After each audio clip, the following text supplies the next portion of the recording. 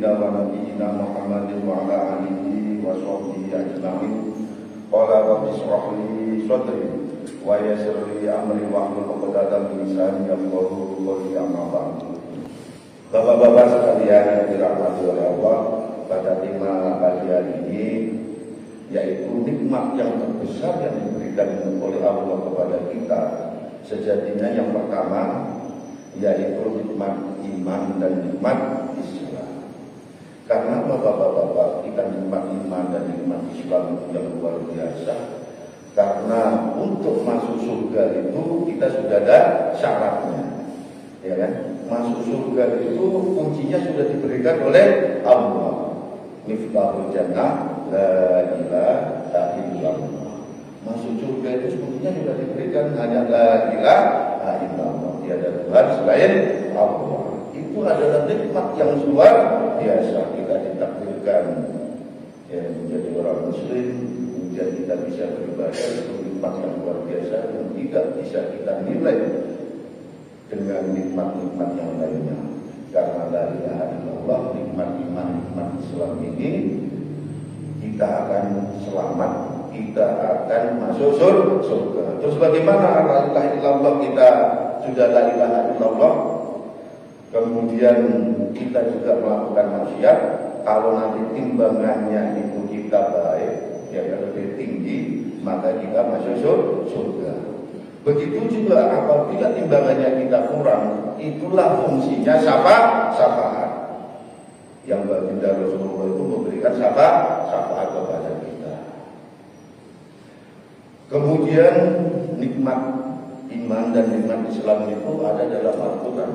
Ya ayyuhalladzina amanu taqullaha haqqa tuqatih wa la tamutunna illa wa antum muslimun, yang sering dibacakan setiap khutbah Jumat. Hai orang-orang beriman, bertakwalah kepada Allah dengan sebenar-benar takwa, yaitu melaksanakan segala perintah Allah dan menjauhi segala larangan-larangan Allah. Dan jangan engkau meninggal kecuali tidak dalam keadaan Islam, iman dan Islam. Itu diperingatkan oleh Allah, dan setiap hari Jumat kita diingatkan oleh itu. Oleh karenanya ini adalah nikmat teragung, nikmat yang luar biasa, kita menjadi orang iman dan Islam. Kemudian yang berikutnya nikmat apa lagi?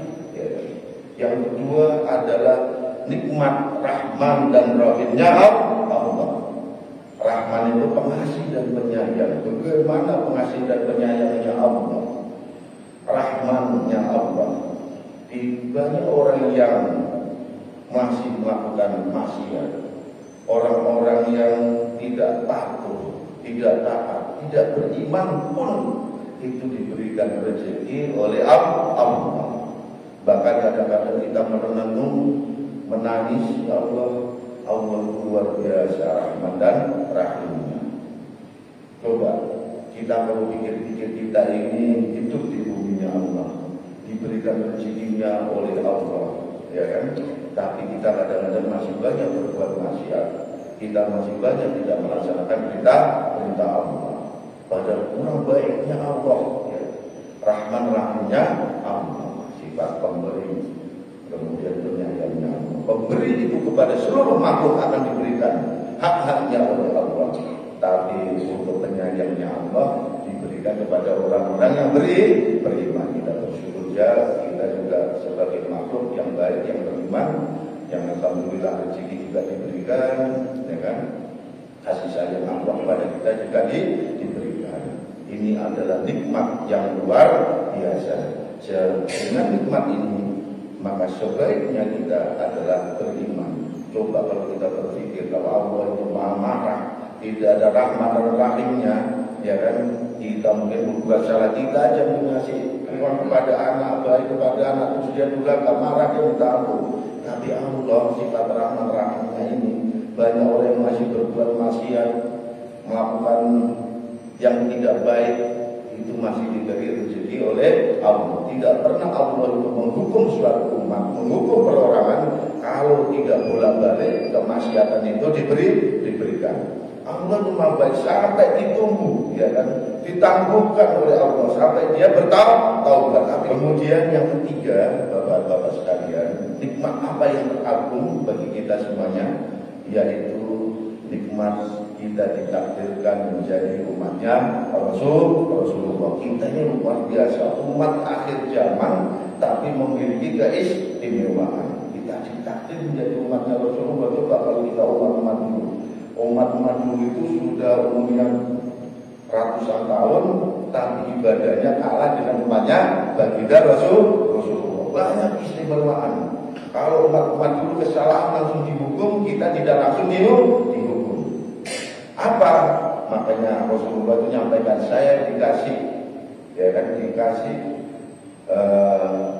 kenikmatan yang luar biasa, dan kenikmatan ini tidak pernah diberikan kepada Nabi dan umat-umat sebelumnya, yaitu surat akhir dari Al-Baqarah.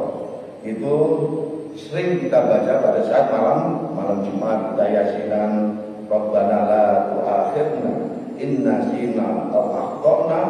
Nah, itu sudah jelas, itu perjanjian. Ya Allah, apabila aku salah, aku keliru, berbuat dosa, jangan engkau langsung berikan hukuman. Allah langsung jawab itu. Naam, ya kan? Iya, sampai kau tunggu istighfar, minta maaf kepadaku, itu enggak semua. Karena apa? Kalau umat salah langsung dihukum, ya kan? Kalau umatnya Rasulullah paling enggak pernah dihukum, kita dibiarkan dulu sampai ketemu. Bahkan hadis Qudsi itu aku tuh nyampaikan, ya kan, tunggu siang, tunggu subuh, malam, ya abadi, hambaku, katanya Allah itu, mintalah ampun kepada aku. Bahkan malaikat itu sengaja dia, malaikat jangan kau ganggu, ya kan, jangan kau halang-halangi umat hamba-hambaku akan minta ampun kepadaku, ya kan? Jangan kau halangi. Aku senang pada umat-umat hamba-hambaku, dia berbuat salah tapi dia meminta ampun daripada orang yang beramal baik tapi dia sombong dan dia riya dengan amal ibadahnya. Allah lebih suka orang yang salah tapi dia meminta maaf dan taubat daripada orang yang banyak amal ibadahnya tapi dia sombong dan riya dengan amalnya. Karena kesombongan itu sejatinya jubahnya Allah Subhanahu wa ta'ala, maka tidak boleh sombong, karena kesombongan itu hanya miliknya Allah. Kemudian nikmat yang berikutnya tadi adalah nikmat Al-Quran. Nikmat Al-Quran itu sampai sekarang mukjizat yang terbesar, mulai dari Rasulullah sampai sekarang ini kita nikmati. Dan Al-Quran ini luar biasa.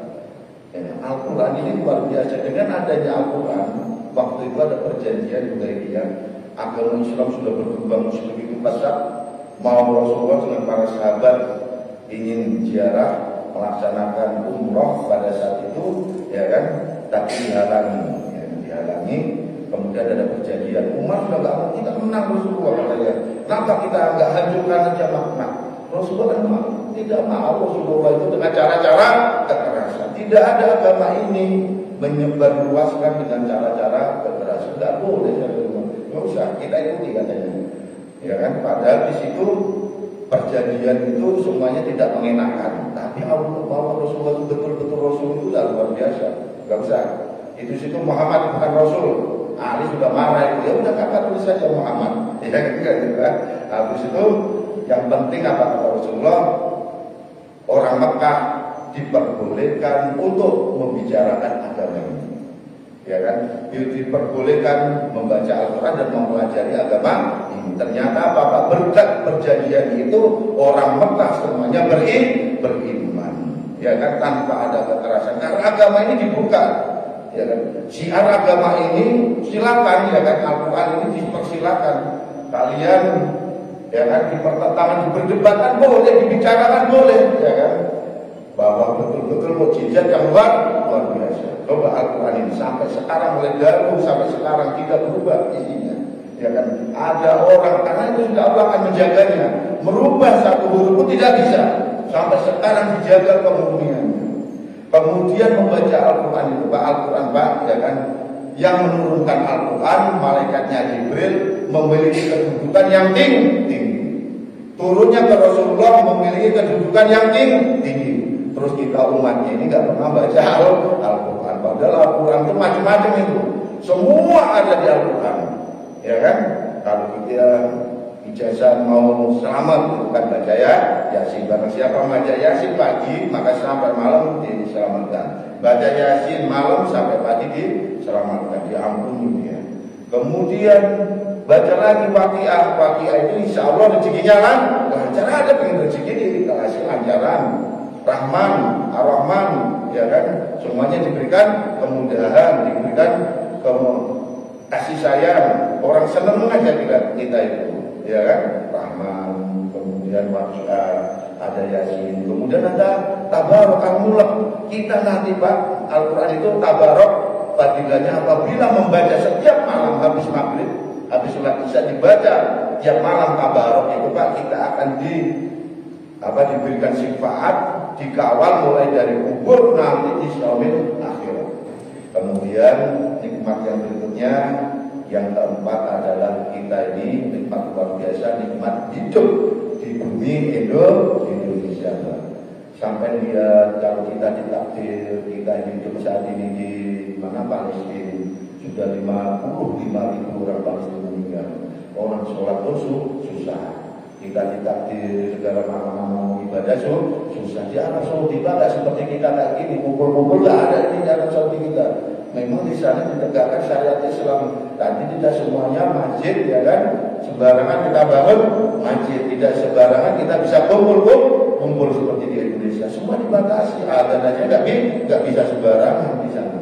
Semua coba dinikmatnya kita hidup di Indonesia ini Pak. Kita mau ibadah setiap saat bisa, sholat setiap saat bisa. Kemudian semua ada, ya kan?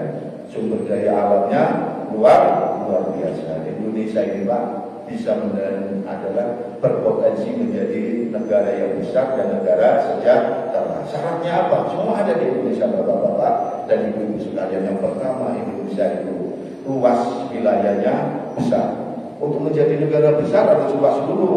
Kayak Amerika, Cina, Rusia itu luas wilayahnya besar. Indonesia itu ya kan bentangannya sebesar Eropa. Kita aja merasa kecil. Indonesia ini negara besar, betul Pak Prabowo. Indonesia ini besar. Kemudian rakyatnya nomor 4 terbesar di dunia. Kurang apa rakyatnya kita ini? Negara kita besar, rakyatnya banyak, ya kan? Kalau perang pun menang, gak akan habis rakyat kita itu. Makanya banyak orang takut. Amerika kenapa dia menjadi super power, Rusia super power, Cina super power, karena rakyatnya banyak. Kita bisa potensi seperti itu. Kemudian yang ketiga, syaratnya untuk negara besar, negara kuat, negara sejahtera, sumber daya alamnya. Apa yang ada di Indonesia? Emas ada, ya kan? Batu bara, nikel, semua ada. Makanya harus aman, kita jaga. Indonesia ini harus aman, karena banyak bangsa lain ini iri dengan bangsa Indonesia maju dan berkembang, ya kan? Akhirnya banyak sengaja diadu domba, sengaja diprovokasi di antara kita semuanya. Sehingga mari kita jaga agar program-program pemerintah untuk kesejahteraan kita bisa terwujud. Hilirisasi dan industrialisasi sekarang sudah mulai digalakkan. Kemudian untuk menjadi negara maju, bangsanya harus cerdas, harus kuat. Pak Prabowo, pendidikan sekarang orang susah, semua ada sekolah-sekolah Garuda, ada sekolah unggulan. Semua orang susah harus menikmati sekolah, karena dengan sekolah merubah nasib. Saya masuk tentara Pak, bagian dari merubah nasib, karena saya sekolah ingin berubah nasib. Tidak ada orang susah mempingin sejahtera kalau tidak melalui sekolah. Dan sekarang orang susah digratiskan sekolahnya, sekolah-sekolah gratis. Kemudian semua sekolah-sekolah unggulan itu tujuannya agar kita memiliki sumber daya, memiliki daya saing yang tinggi, sehingga akan menjadi negara besar. Kita dukung program pemerintah dengan sekolah-sekolah. Sekolahkan anak kita, karena apa? Kesempatan sama diberikan oleh Pak Prabowo. Kemudian ada program lagi, hilirisasi sekolah, ada makan gratis. Tujuannya apa? Hasil riset, penelitian banyak kita stunting, makanya ibu-ibu hamil itu diberikan. Anak-anak kita itu tidak sekolah karena kesulitan, makanya ibu-ibunya dikasih. Terus kenapa nggak diberikan perorangan? Karena apa? Kalau kita lihat, kalau orang berwawasan, ya kan, ekonomi kita 48 sampai 5% saat ini, 4,8 sampai 5% pertumbuhan ekonomi karena ditopang oleh ekonomi keluarga dan UMKM. Dia bukan dari pengusaha-pengusaha besar itu Pak. Belanja keluarga ini, belanja rumah tangga inilah yang menopang ekonomi kita. Dengan adanya MDG, itu ekonomi kerakyatan yang susah cari pekerjaan bisa bekerja di situ, ya kan? Yang petani-petani yang dulu itu banyak tengkulak, ya kan? Sekarang sudah bisa ke MDG, ya, bisa dijual langsung ke MDG. Semua hasil pertanian UMKM masyarakat bisa diserap oleh MDG, sehingga ekonomi kita rakyat yang tingkat rendah ini bisa merasakan kenikmatan ekonominya, ya kan? Bisa terbantu. Orang susah ke MDG pasti dikasih makan, 1, 2 orang, 5 orang bisa dikasih makan. Yang keluarga-keluarga yang susah-susah bekerja di situ, ekonomi semua yang punya ternak, punya apa bisa dijual ke MDG, dapur-dapur itu. Karena apa? Perintah Pak Prabowo agar mengambil bahan-bahan itu dari sekitarnya, tidak boleh mengambil dari luar, hingga apa ekonomi di situ bertumbuh. Kalau perorangan nggak tumbuh Pak, dimakan sendiri, masak sendiri, tidak akan tumbuh, tidak bisa menggerakkan ekonomi yang di bawah. Kemudian yang berikutnya untuk menjadi negara besar maju tadi itu kemarin di launching tanggal 17 Oktober kemarin secara serentak dibangun koperasi desa lurah Merah Putih Pak. Yaitu itu koperasi membeli, di situ koperasi itu lengkap, ya kan, lengkap. Ada untuk kesehatannya, pemeriksaan kesehatan, ya kan, ada pembelian apotik, termasuk barang-barang yang disuplai murah dari para petani, ada gudangnya. Karena itu ada gudang mentah, ada gudang kering, sehingga hasil rakyat itu nanti bisa dibeli oleh koperasi desa. Habis itu dijual, kemudian dikonekkan. Kemarin Maijen Haris sudah punya sistem semuanya terkonek di Indonesia ini. Karena Pak di sini punya jeruk, mungkin yang di Banyuwangi banyak buah naga, itu dikonekkan semuanya pakai sistem yang dibuat oleh Pak Haris. Kemarin pemerintah turun langsung, harga petani tidak bisa dimainkan. Sekarang harga tidak ada lagi, harga beras sudah distandarisasikan. Dari pendidikannya yang mulai diperbaiki, kemudian semuanya akses pendidikan boleh, ya kan, dibuka kelebar-lebarnya. Kemudian BLT sekarang ditambah lagi yang susah-susah. Kemudian apalagi makan bergizi biar sehat-sehat, anak-anak kita itu menjadi anak-anak yang cerdas. Kemudian sumber daya kita bagus mengelola sumber daya alam yang ada. Kemudian habis itu ekonominya semua digerakkan, mulai ekonomi kerakyatannya dengan operasi-operasi, sehingga kita tidak dipermainkan harga-harganya, tidak memberatkan rakyat, tidak ada inflasi, sehingga gaji kita cukup untuk kebutuhan kita. Tatkala kenyang, semuanya tercukupi, kita menjadi negara yang kuat dan sejahtera. Kemudian sumber daya alamnya sekarang dihajar semua ilegal, tidak ada ilegal semuanya. Akan diperbaiki untuk kemajuan bangsa kita, untuk pembangunan bangsa kita. Inilah program-program dari pemerintah biar kita paham, kita mengerti. Oleh karenanya saya itu ada program jaga keluarga, warga jaga warga, jaga keluarga. Mari kita jaga keluarga kita. Anfusakum ahlikum nar. Jagalah dirimu dan keluargamu dari api neraka. Jagalah dirimu, keluargamu ini tidak macam-macam, tidak neko-neko. Karena pendidikan yang saya sampaikan dari keluarga, dari ibu. Karena banyak orang-orang itu melakukan, pelajar-pelajar kita melakukan tawuran karena keluarganya tidak ada yang cerewet, ya kan? Tidak ada ibu-ibu yang cerewet. Kalau ibu-ibunya cerewet, insya Allah itu aman itu. Makanya tiangnya negara ini ibu. Kalau ibu-ibunya bagus, semuanya cerewet, karena kamu pulang, kamu belajar, kamu sholat. Saya masih sampai sekarang, Pak, kalau telepon sudah sholat, sudah ngaji. Dan itu saya terapkan lagi ke anak saya. Kamu sudah sholat, sudah ngaji, bukan kamu ranking berapa, usul nomor 2. Tatkala kita sudah belajar, ngaji, sholat, insya Allah derajatnya ditinggikan. Kita ini kan negara terbesar penduduk Islam. Seharusnya kita ini negara yang cepat maju, ya kan? Gotong royongnya maju, sedekahnya maju, ya kan? Zakatnya maju. Kalau itu berjalan dengan baik, Yaman itu dari Umar bin Khattab waktu mengutus, waktu itu kalau nggak salah untuk menjadi gubernur Yaman waktu itu termiskin. Saya kasih waktu 3 tahun sudah terbebas dari kemiskinan. 2 tahun menghadap. Ya Khalifah, Yaman ini zakat dan sedekah dari penduduk yang oh sudah katanya. Oh cepat kali kamu. Terapnya apa? Iman dan takwa. Sudah beres itu. Iman dan takwa, Yaman itu langsung yang iman takwa bentuk apa? Yang melaksanakan rukun iman, rukun Islamnya dikeluarkan zakat, malnya, sedekahnya, ya kan? Zakat dan sedekah. Kemudian kita mengeluarkan pajak itu untuk rakyat namanya itu subsidi.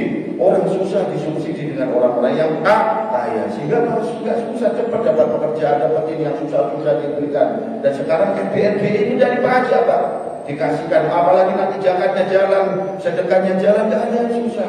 Yaman sudah mempraktekkan pada saat itu menjadi negara yang cepat kemakmurannya. Mudah-mudahan kita doakan negara Indonesia cepat makmur di bawah kepemimpinan Bapak Prabowo Subianto. Ini aja dari saya. Setelah ini bisa kita tanya jawab, ya kan? Kurang lebihnya kami mohon maaf. Wabillahi taufiq wal hidayah. Wassalamualaikum warahmatullahi wabarakatuh.